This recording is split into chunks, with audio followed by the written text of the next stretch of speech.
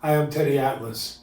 And I know you guys are used to seeing me break down boxing matches, not MMA, UFC to be exact. But fighting is fighting. And whether you're in the octagon or in the squared circle, they're both chambers of truth. And the truth hurts. So I'm going to break down the heavyweight title fight, UFC, between Ngannou and Miocic. First of all, as you know, it's a rematch.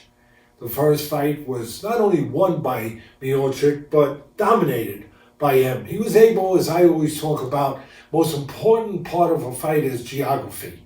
He was able to get to the geography that made most sense for his style and his sets of skills. So this time, well, it's going to be up to Ngannou to be able to get his geography.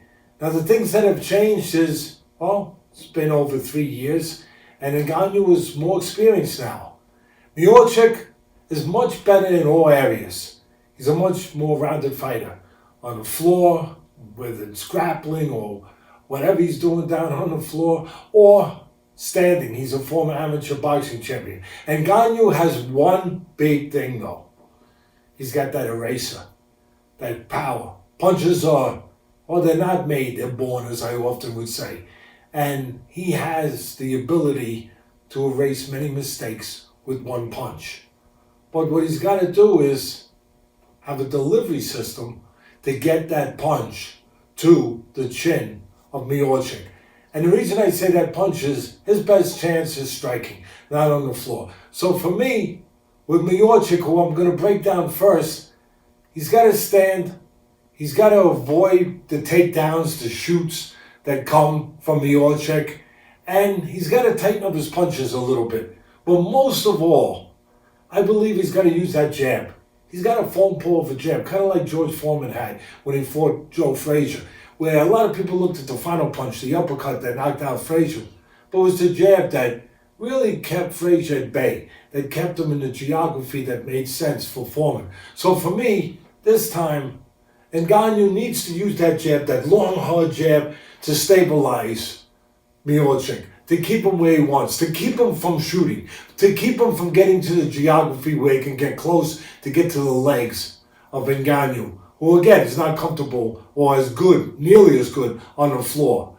So one thing is to jab, keep him at bay, keep Miocic on the outside, and of course try to tighten up your punches. You know, don't be as wild and as reckless. Be a little bit more contained this time.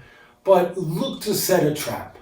And think like your opponent's thinking. Understand how he's thinking. You know Miocic is thinking, can I get in for the shoot? Can I get an opportunity where I can get to those legs, get the big guy on the floor?